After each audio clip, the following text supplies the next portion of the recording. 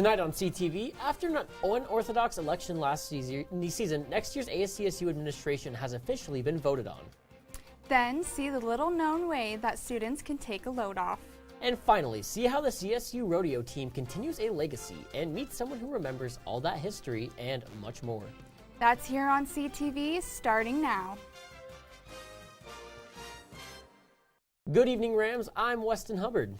And I'm Madison Brumagem, filling in for Natalie Devereaux. Thank you for joining us tonight. After a quick 4-week election cycle, the new 2022 to 2023 ASCSU administration was voted on yesterday. Robert Long and Elijah Sandoval won the president and vice president positions for Associated Students of Colorado State University, with Nicholas DeSalvo winning the Speaker of the Senate position. Candidates Long and Sandoval were the only names listed under the president and vice president when voting on RamWeb. These candidates ran unopposed for the majority of the campaign period, but their positions became contested by Sam Mokia and Hayden Dezian less than a week before the election announcements. If students want to vote for write-in candidates, Mokia and Dezian, they had to select the other option and type in the names themselves. Only 6.17% of the student body voted in the election, falling under the needed 10% of student population required. Elections manager Gemma Bohoking explains the implications for this for ACSU.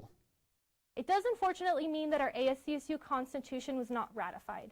So any changes made this year in the form of a lex passed by our Senate was not adopted.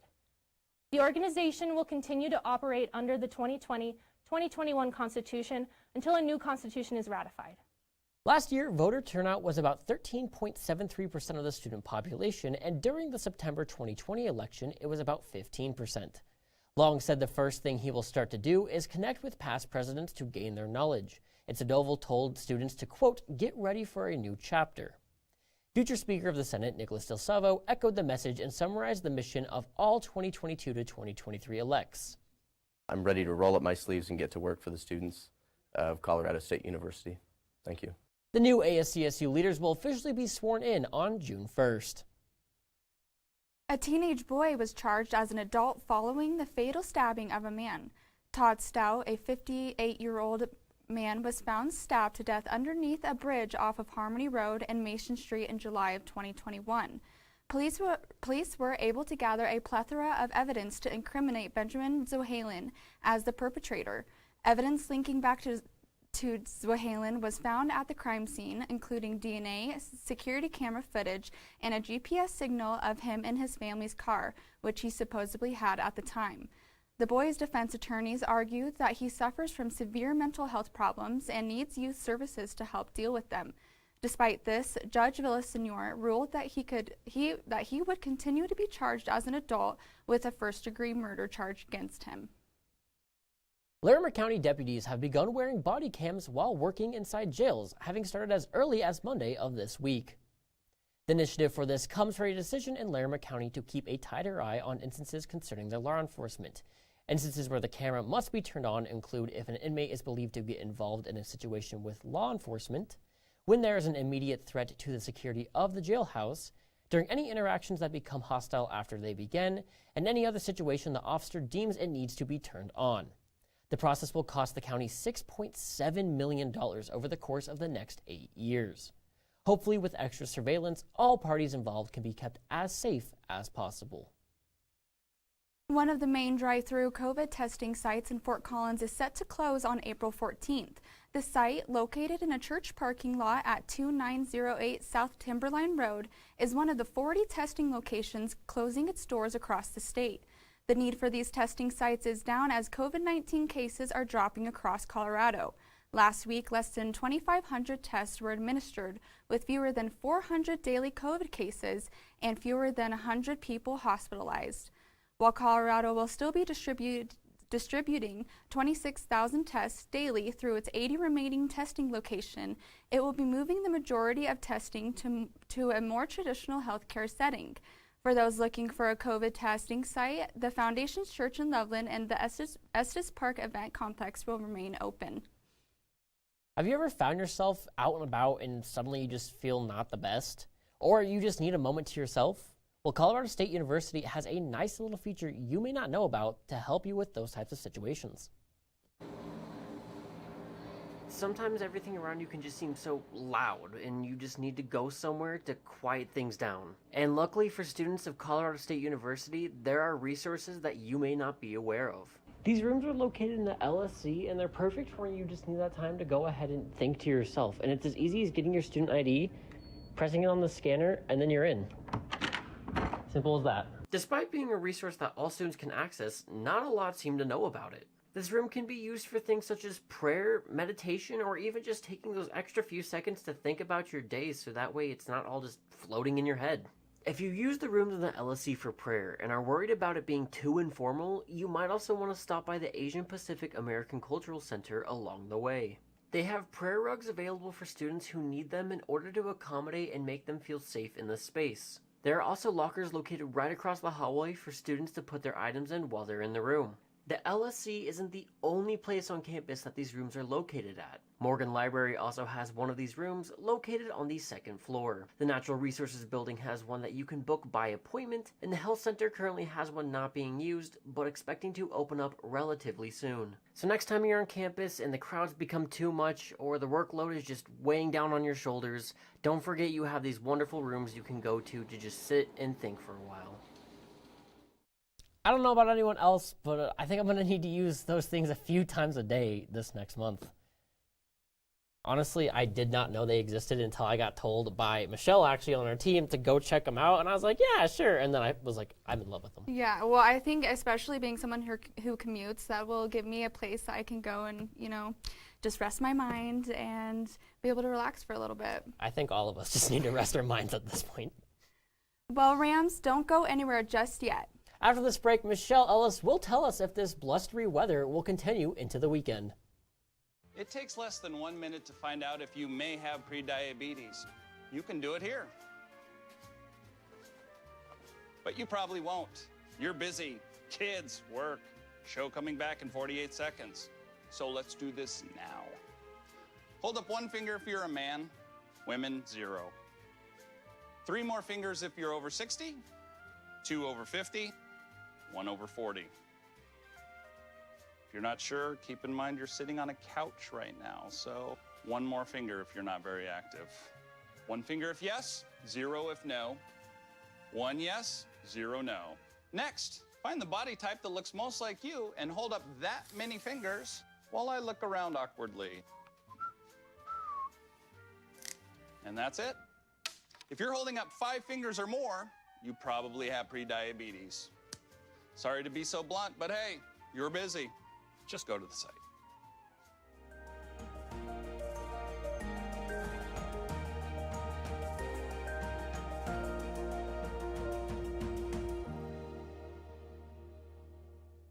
Good evening, everybody. My name's Michelle Ellis, here to give you the weather forecast for this week.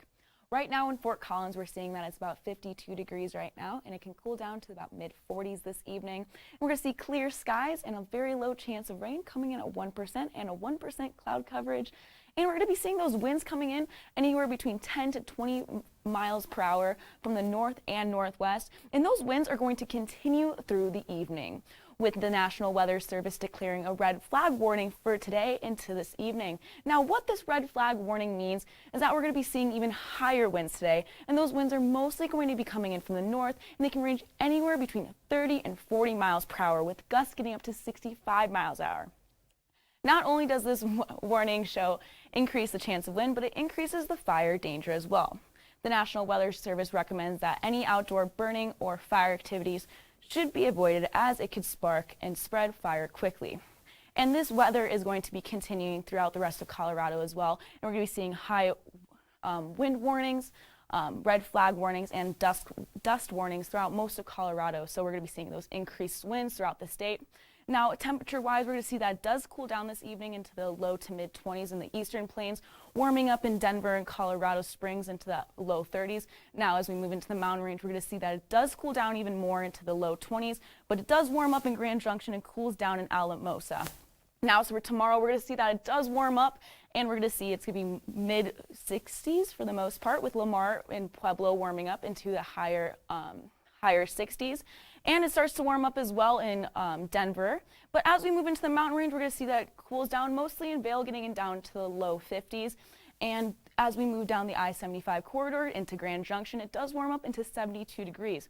Now, as for Fort Collins, we're going to see it's 72 degrees as a high tomorrow, and it cools down about 37 degrees in the evening. We're going to be seeing some sunny skies tomorrow with a very low chance of rain coming in about 1%, and we're going to be seeing those winds start to breeze down, cool down a little bit, coming in from the south between 5 to 10 miles an hour, and the sunset setting about 7:32 in the evening. Now we're going to see through the rest of the week that it's going to be mostly warm on Friday and Saturday. And as a cold front starts to move in on Sunday and Monday and Tuesday, it's going to cool down into the mid-50s into the higher 50s on Sunday. Now, how it's going to be feeling, we're to see that there's sunny skies on Friday, Saturday, and Sunday, partly cloudy conditions. Now, as for Monday and Tuesday, we're going to see that it changes a bit, where we can see a potential for rain, and Tuesday a potential for rain or snow. Now, wind-wise, we're going to see that it does cool down a bit, but it does start to speed up a bit on Saturday, Sunday, Monday, and Tuesday, ranging between 10 to 20 miles an hour. Sunday, about coming up to 15 miles an hour. Now, that's all I have for weather for you this evening, but stay tuned for an exclusive interview with CSU's oldest alum, who gives us an insight to what the world looked like over 100 years ago. So there you are, shuffling through a stack of resumes, and you come to mine. This is it. First impression. My way in. But here's the thing. Can my resume show you how I truly stand out? Can one piece of paper really tell you my whole story?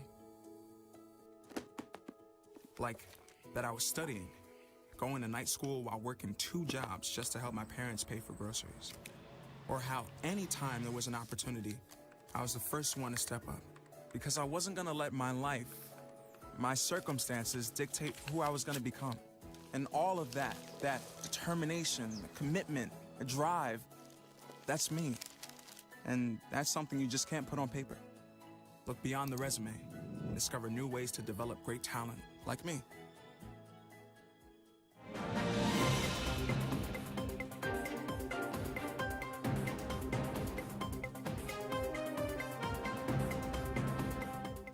Welcome back from the break. Colorado State University President Joyce McConnell announced 2 new interim leaders earlier this week. Angie Nielsen, the current director for the Office of Budgets, and Dave Ryan, the executive director of Business and Financial Services, will fill the roles. The 2 roles will be in a joint interim leadership for the Division of University Operations until a new CFO and vice president can be found. The current CFO, Lynn Johnson, will hold down the position till Nielsen and Ryan can take over, which is going to be on May 6.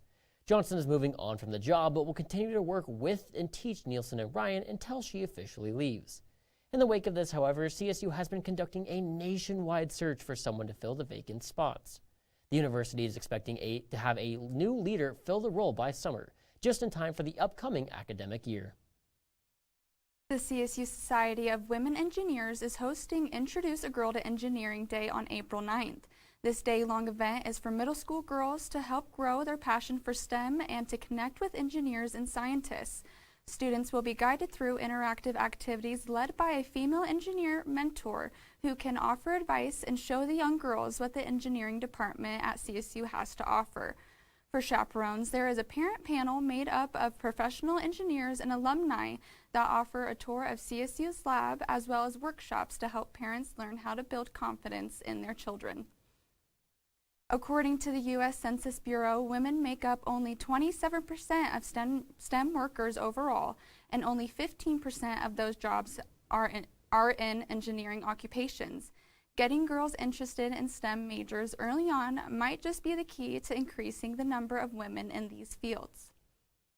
After more than 50 years in Fort Collins, Mexican restaurant Pobre Pancho's closed last Thursday.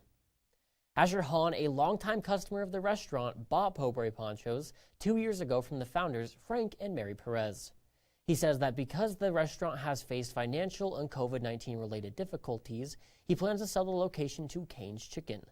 The Perez daughter, Monica Bird, is upset with Hahn's choice to sell her parents' restaurant. Bird said she's thankful for support from the community and has launched a GoFundMe to help the staff of Pobre Pancho's financially as they look for new jobs. The owners of the Fort Collins Ben & Jerry's are retiring from their shop after nearly 26 years.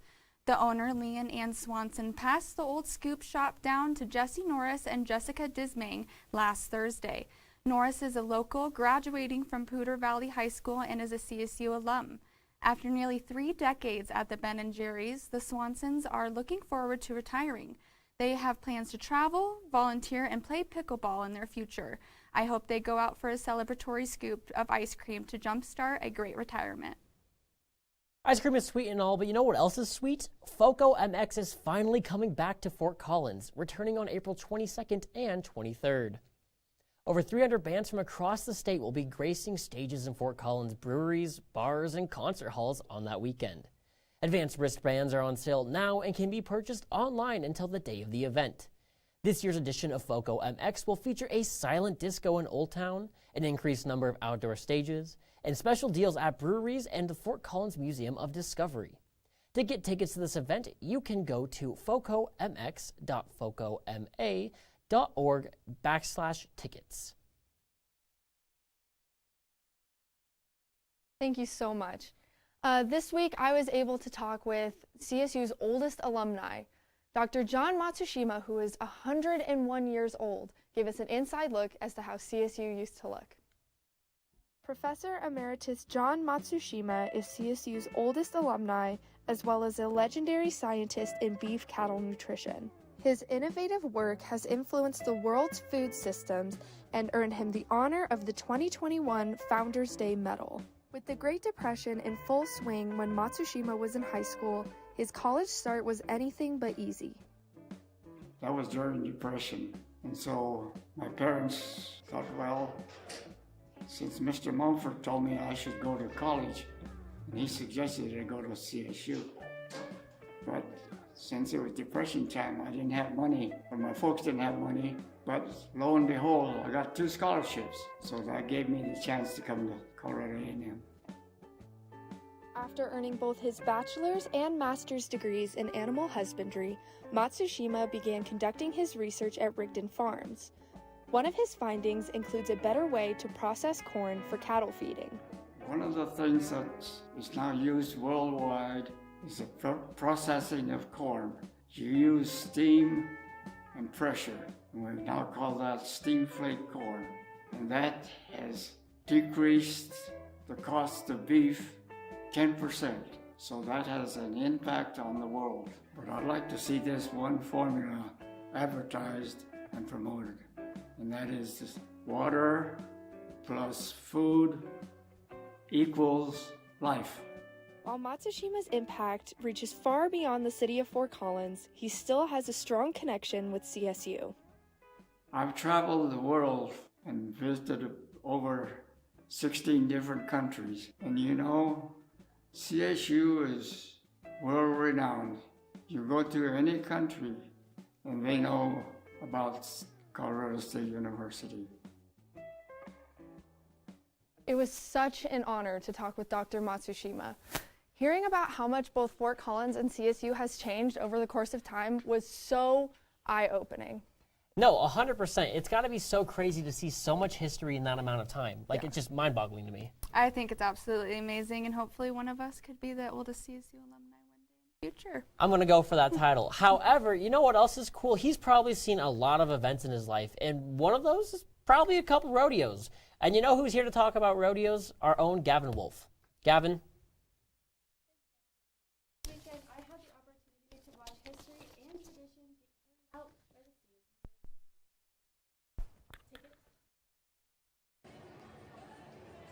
The 71st annual Skyline Stampede returned to CSU last weekend, with packed stands and student athletes ready to compete. This is actually the oldest college rodeo in the country. The CSU Rodeo Club started in 1950 and kind of were the first ones to take the reins on having competitive rodeo in college to allow students to get an education as well as continue to compete in rodeo. Regardless of skill level, this rodeo offers students more than just the chance to ride horses. We have kids that have rodeoed, we have kids that have never rodeoed, never been around it, just thought it looked cool. And we get the opportunity to let them, not just watch a rodeo or buy a ticket, but actually be involved in it. It was kind of stressful at times, but it was also really fun to be able to be behind the scenes, because most of the time we only get to do the competing side of it and everything. So being behind the scenes and on the production side was really cool. This event gave current students a chance to meet with the people who helped bring the program to where it is today. We had a big alumni banquet and everything, so there were people that were from the 1950s, the 1960s that came, and there were all these people that knew each other, and they were all sitting together and everything. So I was oh my God, I want that to be me in the future. For more than 70 years, the club has been building a community for current and past members to grow and learn through rodeo. I couldn't think of anything cooler that I could be a part of with this, and just how much it's made me grow as an individual and my family. I got a first-hand experience of how hard these athletes work, and it's so cool to see CSU's historic rodeo back in action. It's crazy to me that they can stay on those bulls for so long. It scares me. I'm pretty sure I'd just get hit in the head and I'm out. Oh, I would probably have the record for the shortest time being on the bull. So same. Yeah. But now it's time to move on. And with that, that's all the news we have for you tonight. After the break, Leah Kakowski. Dad? Just 1 minute, okay?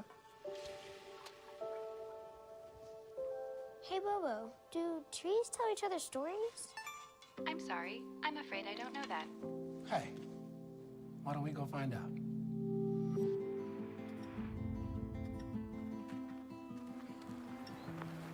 Listen. Do clouds take naps? I couldn't tell you.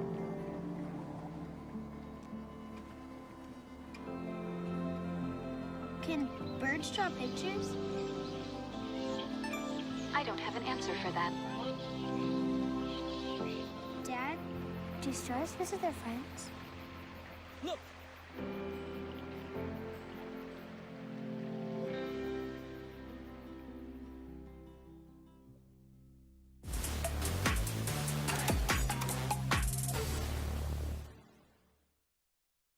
What's up, Rams? My name is Leah Kakowski, back once again as your Thursday night sports anchor, and here to fill you in on everything you'll need to know about CSU athletics entering this weekend, including an inside look into some options for the transfer portal to help fill out men's basketball's roster for next year. Plus, I'll also dive into Colorado State club baseball and the world of funding for Division I sports. So let's jump right into the action. Yeah, I'm not gonna lie, I've really missed being able to talk about Rams hoops ever since the season came to a close just a couple of weeks ago. But hey, there's still a lot going on in the world of college basketball now that March Madness has played out and it's officially the off season. So maybe just because I want an excuse to talk about this team again, or in reality, this stuff matters a lot when it comes to how next year will shake out. Let's talk about this whole college basketball transfer market, and more importantly, which guys are leaving other programs and could actually find their way to Fort Collins. To get things going, any college hoops player has until April 31st to enter the transfer portal and start assessing their options for going elsewhere. And when it comes to the Rams, Adam Thistlewood, Deshaun Thomas, and Jalen Scott have all started that process. Oh, and not to mention that the graduation of Chandler Jacobs leaves yet another open scholarship, meaning the Green and Gold now have 4 open spots on their roster. But hey, I wouldn't worry if I were you. Due to the outstanding success that was last season and energy this squad brought to the basketball world, I think that recruiting and getting a few guys from other schools should not be too big of a challenge. So let's take a look at some potential options for the Rams. In my mind, I think CSU's top priorities first and foremost have to be finding another big man that can be effective within the offense, now that Deshaun Thomas is gone. In addition to a sharpshooter at guard that can come in and out throughout the game and knock down some clutch buckets. With Isaiah Stevens' graduation coming next year and the potential loss of David Roddy due to the NBA draft, Coach Medved and crew needs to find some long-term replacements to fill the voids these 2 stars will leave behind. Not to mention making up some ground after losing several guys to the portal. So with all of that in mind, one of the top-ranked transfers at the moment is point guard Najel Pack from Kansas State. He averaged 17.4 points per game in his last 29 games for KSU and still has 3 years of eligibility left, which is amazing for this program. If he lands here in FOCO, he'll bring some high-level shooting and young leadership as early as next season. And needless to say, I think he could be a great fit here at CSU to fill one of those open guard spots. And speaking of point guards, Andre Cabello from Illinois is another guy to watch out for. His sophomore season never took off due to a concussion he suffered his freshman year, but like Coach Medved always loves, he's solid on defense and still has a lot of potential to turn into one of the best guards in the Mountain West. And finally, when you look at the need for a big man, 6'10" forward from Murray State, KJ Williams would be amazing to see in this offense and could easily be the playmaking guy that we need, with an average of 18 points a game and 8.4 rebounds. Overall, though, I think the future is going to be bright for this CSU squad, regardless of who they get in the portal, especially with Coach Medved extending his contract through 2029. So it's really just a matter of finding which players will be in it for the long run and can continue to carry the basketball school culture we have here on campus now for the years to come. And now moving on from the court to the diamond, one thing I can't stop thinking about this time of year is baseball. But why isn't there an official school-sponsored team here at CSU? Well, I'll show you. So for background, I grew up in a very baseball-oriented home. I've been to plenty of College World Series, and I always love when springtime comes around. But I've always been super bummed that CSU doesn't have a D1 program. But that wasn't always the case. It actually got cut in 1992, and I have a very close family friend who was on the very last season before it got cut. And he actually helped start the club program that we have today. So shout out Joel Cantalamesa. But CSU currently has a minimum 16 varsity sports, 10 for women and 6 for men. Baseball unfortunately got cut because of Title IX violations in the late 80s and 90s. This was because there was not enough fair qualities for men and women's sports, so baseball unfortunately got the short straw and softball still stands today. Another thing is budget management, and I'll get to that in a minute, but a lot would have to happen in order to bring the sport back. One of the top priorities would be to add another women's sport. They'd have to have the same level of scholarship and funding, and that's a very difficult thing to achieve. Because right now, CSU would need at least $1 million or more each year to fund baseball alone, and that doesn't even include facilities. CSU received nearly $15 million for athletics in 2018, and almost $6 million of that came from student fees alone. So it's hard enough to add one sport, but yet on top another women's sport. But what about some other programs to keep in mind? Men's soccer, tennis, wrestling, and a lot more have been discontinued as well. Gymnastics and women's field hockey have also been discontinued. So it would just be really difficult to add in another sport, because I know a lot of programs want that spot just besides baseball, like our lacrosse team and rugby. In conclusion, for Colorado State to even consider adding baseball back into the picture, more funding, budget redistribution, and an addition of a women's sport would have to be in order for it to even potentially work. Hopefully, this will be a reality in the future, even if it's not going to happen at my time at CSU. But well, Rams, that is all the news that we have for you tonight. Be sure to tune in to Monday for another edition of Monday Night Sports. Stay safe, have a wonderful weekend, and we'll see you then.